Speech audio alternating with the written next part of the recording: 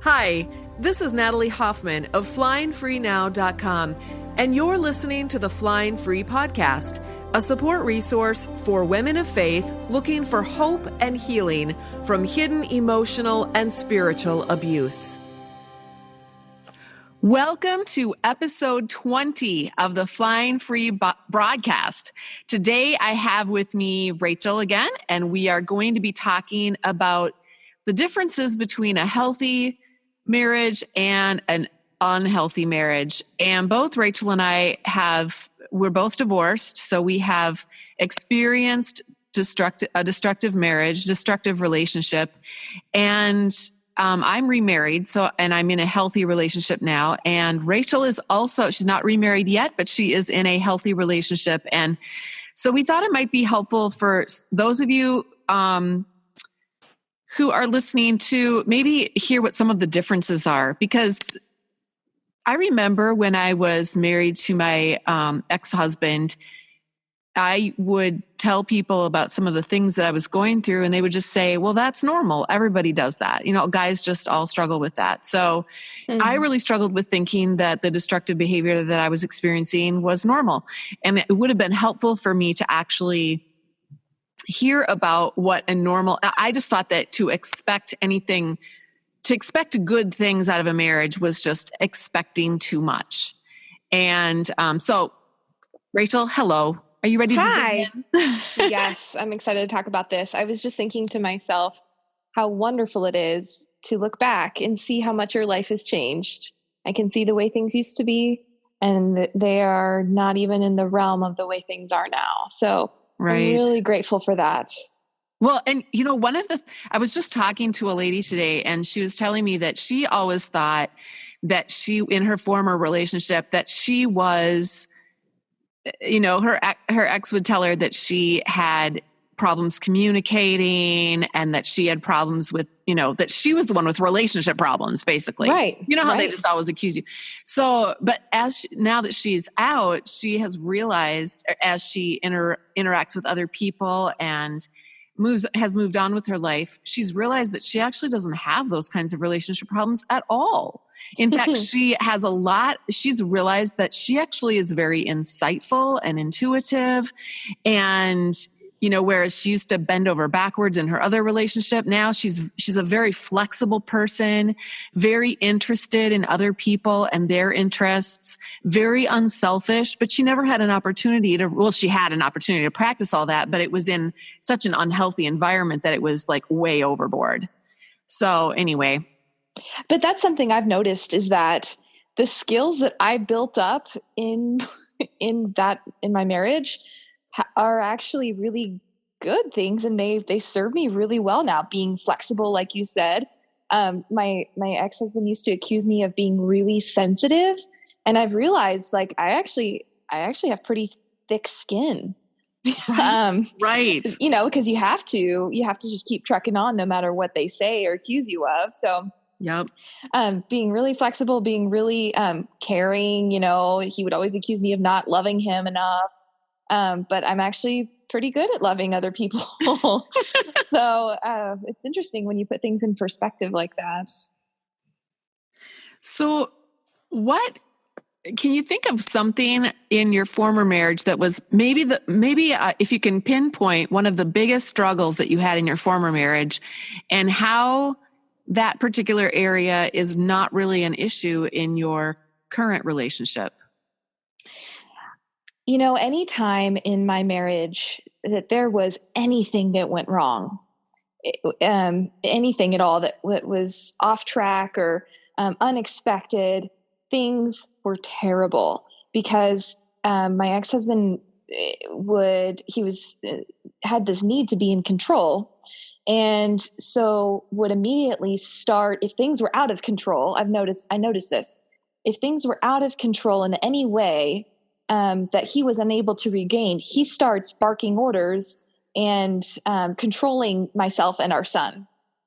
You know, double time this, double time that, you know, doing things that are completely unreasonable, expecting that. And you can't even raise a hint of a question, right? That this doesn't seem logical or something like that. So what I've noticed though is, life is stressful. Life brings up unexpected situations all the time. But when in my current relationship, when that happens, and they do happen, it's us together working to problem solve.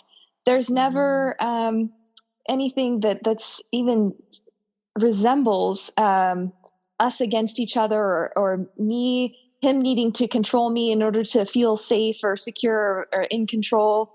In fact, there's a story I want to share. So he and I, my current relationship, we came home for lunch one day, and I was going to make grilled cheese. I started the stove. It's a gas stove.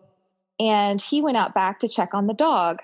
And the door to the back deck is it's so silly. It locks, but it can be in a locked position, but you can still open it. So you don't know that it's locked. And so I went and followed him out back, and then the door closed. So we were locked out of the house, and the stove is on. Okay. Oh no. And we immediately, he's thinking about, okay, what can we do? Let's go. Well, so there's the door. We can open the garage door, but the door to the garage that goes into the house had been locked as well. But he goes around and tries to find out anyway. And I'm still like, I couldn't remember if I had left the stove on or not. I'm like watching it, expecting flames to break out any second now. This is like the height of a stressful situation. Okay. So then eventually he comes through. It's probably like 3 minutes or something. He comes through the house. He unlocks the back door. He had broken the door to the garage, but he just pushed the handle far enough and broken the lock mechanism. But the whole time, there was never any blame for me. I mean, the door had shut behind me. So there was never any blame that had been cast. He was just, he fixed the situation. Everything was fine. And we made sure never, ever to have that door locked again. But wow. I can't even tell you how terrible that would have been. I would have been hearing about that for days and forever, honestly. It would have been something I was, mocked about and just absolutely shamed about. And it was an honest mistake like we all make. But it's just coalesced in my mind how vastly different the experiences of being in a relationship with someone who is healthy versus someone who's character disordered, like narcissist or something like that. Right. So what do you think what do you think makes the difference between your current relationship, your current guy's response and your ex's response? What do you think is going on inside of their heads that makes the difference? I think it is the difference of authentic love. I don't know that people who are character disordered have the ability to truly love someone in a selfless way, because it's like when there is a situation like that, it's like their comfort, their control, everything else is much more important than you are as a person in that moment, right? The stress of it overwhelms them, and it's like they don't care about you at all. It's just about what their needs are. In my relationship now, it's like I understand this, and I know he feels the same way. There's never anything that I want to divide us. Like there's nothing that he could do or any irritation or mistake that's going to make me condemn him as a person, because I value him so much as a person. He's not like a means to an end. He is an end. He is what's most important to me. So if he makes a mistake, like for example, the other day, we realized that he himself had left the garage door open it was probably an hour or two. No big deal. My ex-husband would have freaked out because his stuff is the most important thing to him in his life, is his things, his possessions.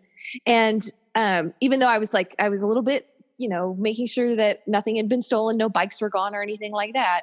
Like the idea of berating him or calling him stupid or careless or dumb, like he knew he had made a mistake. He was sheepish about it, but I sort of laughed it off. It was no big deal, no harm done. And so just this ability to see beyond the circumstances And what it comes down to is you value the worth of the other person more than you value, perfection, or, this idea that they somehow screwed up beyond, what you love them or something like that. I don't know if that makes sense, but basically their worth is the most, they as a person are most, precious to you more than anything else. Right. I think, for me, I think the worst, and I know you've experienced this too, but I think the worst part for me in my other relationship was just never being able to resolve any conflict.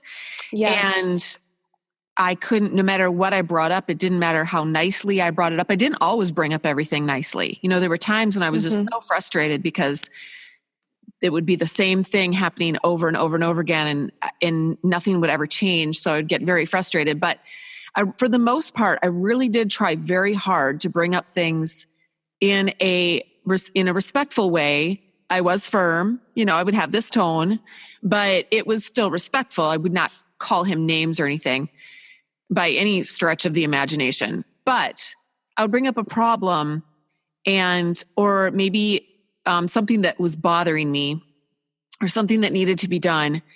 And I would immediately get accused of the tables would suddenly turn, and it was something about me. It was my fault.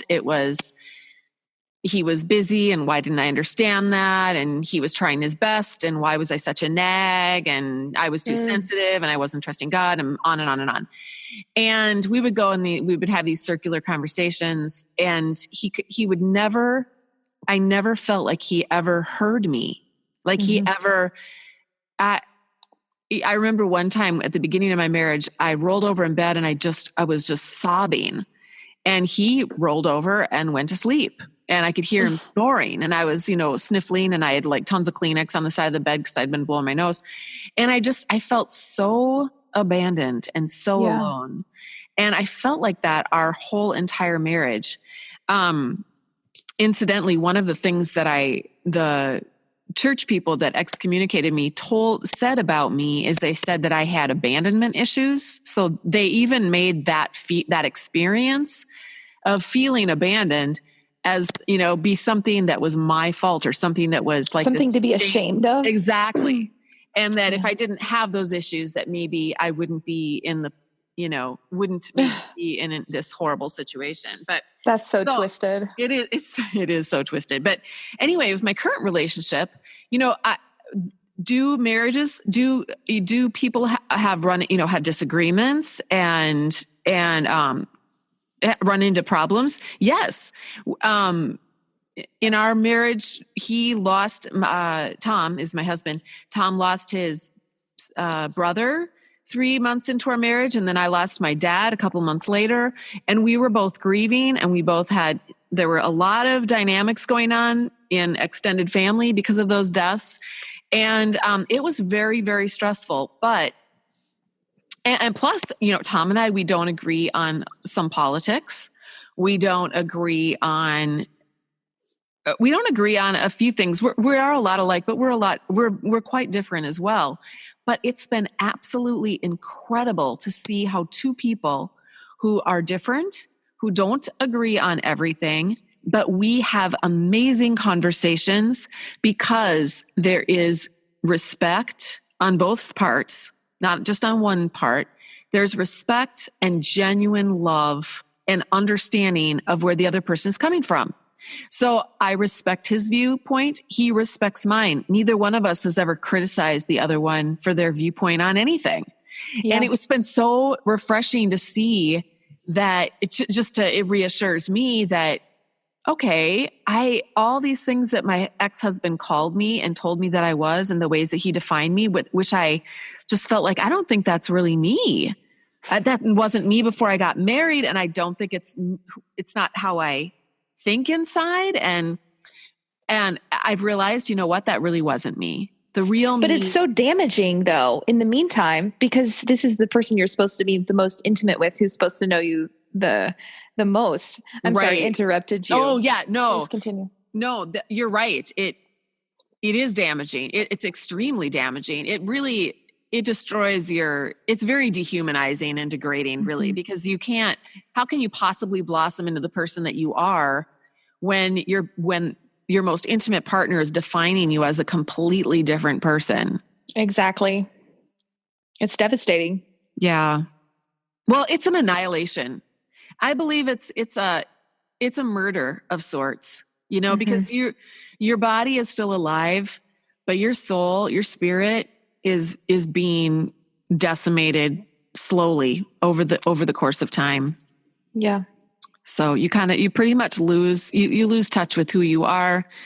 And, so that is not normal. That's not a normal relationship. Normal relationship is having issues, but so I guess my main point, circling all the way back to the beginning of what I was trying to say here, is that we can resolve conflict. It doesn't mean that you don't have conflict. Healthy relationships have conflict at times, but they resolve their conflicts, and they resolve them in a way that actually brings the two people closer together. There's even a greater depth of understanding between the two of you. Your love for each other gets deeper. It's a very profound thing. And that it's been such an amazing experience to actually, I believe that in my mind. Before I thought, I really think this is the way it's supposed to be. I feel like that's the way God talks about relationships in the Bible. I've seen people have healthy relationships, but I had never experienced that. I definitely didn't experience that in my family of origin. So I never had that kind of relationship modeled for me. So it was all kind of is this really true? Can this really be? And now I know, a year and a half later, well, I've been in a relationship with Tom longer than that, but we've been married for a year and a half. It's definitely true. It's definitely something that is a possibility when you have two people who are really willing to come to the table and work hard and really love one another. Yeah. And even the conflicts are beautiful, because when you both have, skin in the game with taking responsibility for whatever role you played, thinking back with self-reflection on how you were interpreting things or misinterpreting things, and taking responsibility for that, it brings you closer, because there's a reason why that conflict happened. There's something there. And so when you can explore that together, you get to know the other person even better. So it's just going deeper and deeper and deeper all the time. And conflicts, when you have the tools to work through things, and the responsibility isn't being placed all on one person, it's incredible. And I finally understand what the typical Christian church advice means. You've got to be humble, you've got to accept, you've got to die to yourself or whatever. I sort of get, I don't really like that phrase, die to yourself, but I sort of get, where they're coming from, and I can see how it works in a healthy, otherwise healthy relationship. Whereas it's some of the most damaging advice if you're in an abusive dynamic. Do you see that, where right. your eyes finally opened up to oh, this is what they're talking about? Exactly. And it's also encouraging to know that I do have those skills. I've got those skills. In fact, I used them in my former relationship all the time. Mm-hmm. And it still didn't, it doesn't, you can have those skills, but if you're married to an abusive person, you're still not going to have a great marriage, because it takes two people with those skills. Yeah, it does. It's just impossible to do it by yourself. So I have a question for you. That's related. Now, we were told in our former life that to have a healthy marriage, we needed to submit more. It was very simple. The key was simply that we needed to submit more, and that if we would do that, our husbands then would better be able to do what they're required to do, which is love us more. So in other words, their love was kind of predicated on our submission. And then they would say, they would give a disclaimer and say, he should be loving you too, but you need to focus on your submission, not his love. Mm-hmm. So how did that work out for you? And what is your current, do you have a great relationship now because you are submitting perfectly now and your husband is loving you perfectly? Oh, I have a great relationship because the person I am with is a wonderful, godly, patient man. And he genuinely loves me and cares about me. That is why, and I feel the same way about him. That is why we have a really good relationship. I actually talked to him about this just the other day about submission. And I said, do you feel like after we get married, like there's going to be this dynamic where we need to, like, if there's a hard decision, what's that thing that people say? It's like, well, you talk about it, but if it comes down to it, it's always on the man. That's God's role. Right. And people may have different opinions about that. And he's like, I really can't envision a circumstance where it's really profound, where we're that far apart and I'm the tiebreaker, or I have 51% of the power in the relationship or something like that.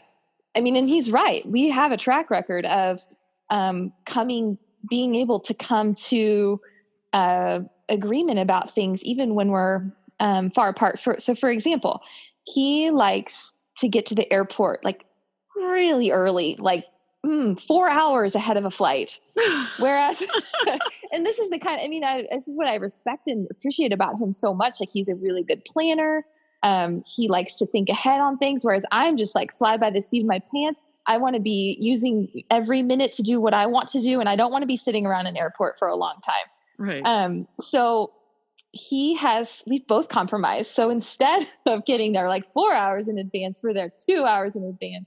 Still too early for me, but I'm willing to, I'm yielding to him, and he's got good intentions there. He's trying to make sure that everything falls in line. So I'll sit and read my book or whatever. And we'll tease each other about it. Right. But he's yielding to you too. You guys are both, exactly. You compromising. That's beautiful. Exactly. It really is. And, he is compromising his own comfort, his own, planning strengths, that, come so naturally to him on my behalf. So anyway, it's just awesome. There's a quote in my book, Is It Me? Making Sense of Your Confusing Marriage, that says, when one person in a relationship makes all the decisions unilaterally, they miss out on the opportunities to truly know and love another human life, to give and take, to capitalize and draw on one another's strengths and knowledge and experience, and to understand real intimacy and oneness. Yeah. Yeah. Oh, go ahead. No, I was just saying, like, you're totally just sort of casting aside all of those assets that other person brings to the table in favor of whatever's going on in your own head. Right. And I think when you look at the Word of God as a whole, and you read about Jesus's interactions with his creation, people, and you read about how Christian relationships are supposed to look in the New Testament, not marriage. There's a few verses that speak directly to marriage, but the vast majority of verses in the New Testament that are about relationships are about relationships between brothers and sisters in Christ. And that describes those relationships. And yet it's always been a mystery to me why, when you get married, suddenly all of those verses kind of get set aside, and then it's about, this is in modern Christianity, and then it's about, no, it's not a mutual thing. There is no such thing as mutual submission. Now the wife has to submit to her husband, and don't get me wrong, I am a firm believer in submission. We submit to God. When Jesus came to earth, he submitted to his Father when he was on this earth. I don't believe in the eternal submission of the Son, which is a whole nother topic that we probably will never touch on in this podcast. But I lost my train of thought because I started thinking about the eternal subordination of the Son. I think you were going to make a point about the wife, this unilateral proclamation that wives always have to submit to their husband. Yeah. I was going to say, it's not that I think submission is a dirty word. I think submission is a beautiful word, but I think submission is required for every healthy relationship for both parties. Yes. It's absolutely required. If you don't have that if you don't have both parties seeking to be like Jesus, you're not going to have a healthy relationship. Period. And there's the recipe though. If both parties are things, you've got the tools. Everything's going to spring forward from that, and there will be challenges, but you'll have the ability to work through them together if you are seeking Jesus and being sanctified in that call. Right. So that we're going to wrap this up, but I just want to say that if you're listening and you're interested in learning more about healthy relationships versus unhealthy relationships, I recommend John Gottman's book. It's called Seven Principles for Making Marriage Work. Thank you. The 7 Principles for Making Marriage Work. Also, if you go to my website, flyingfreenow.com, you can get the first 3 chapters of my book for free as a download. All you have to do is just click on the very top right-hand corner. It says, sign up and get the first 3 chapters for free. What you're doing when you're signing up is you're just saying, I would like to get your podcast episodes delivered to my email inbox and my articles. I try to write a couple of articles every month. And I don't spam people. Okay. That's just it. Just helpful things. And then you'll also get the first 3 chapters for free. And one of those chapters, the second one, talks about the differences between a normal marriage and actually it's just all about a normal marriage. And the 6 things that I go over, in that chapter is, I'm looking it up right now because there are 6 characteristics. They are mutual love, mutual respect, mutual honesty, mutual vulnerability, mutual responsibility, and mutual submission. And I am not talking about 2 perfect people, because I can promise you, Rachel and I are not perfect, and Tom is not perfect, and Rachel's new relationship, her new man, is not perfect. Okay. So, but we are talking about a mutual working together and agreement to move forward into Christ-likeness. And, yeah. So I think that wraps it up. Did you have anything else to add? Yeah, I wanted to just say, I think that one of the things that's so tricky about distinguishing whether or not you're in an abusive relationship or not is that sometimes abusive behavior looks like and can be dismissed as normal behavior, right? So one of the examples I want to give is that in my former relationship, in my marriage, my husband used stonewalling as a way to control me. He would just not talk to me as long as I would let it go on until I apologized. Okay. So it was excruciating at times. I don't think I ever lasted longer than like 3 days, probably not even that. Mm-hmm. Anyway, so one of the things I've had to work through in my new relationship is, the person I'm in a relationship with, he is an internal processor. So if there's a disagreement or if his feelings are hurt or something like that, he shuts down. Okay. So to me, it's like through my filters of trauma and all this experience in the past, that is him stonewalling me and trying to control me and trying to hurt me, etc. And what I've come to realize and come to trust is that he's shown me over and over and over again, he's going to process it internally.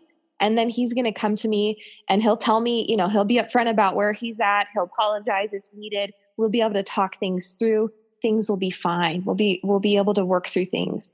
Whereas that never happened. There was never any responsibility taken. It was all on me. So looking for those subtle clues, and it all comes back to does this other person take responsibility for their behavior?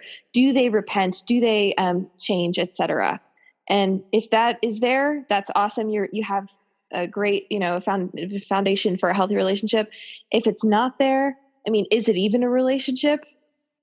I mean, that's sort of a rhetorical question, but because you can't have a relationship where one party is doing all of the hauling. It's, I think, what the Bible calls being unevenly yoked. Right. So true.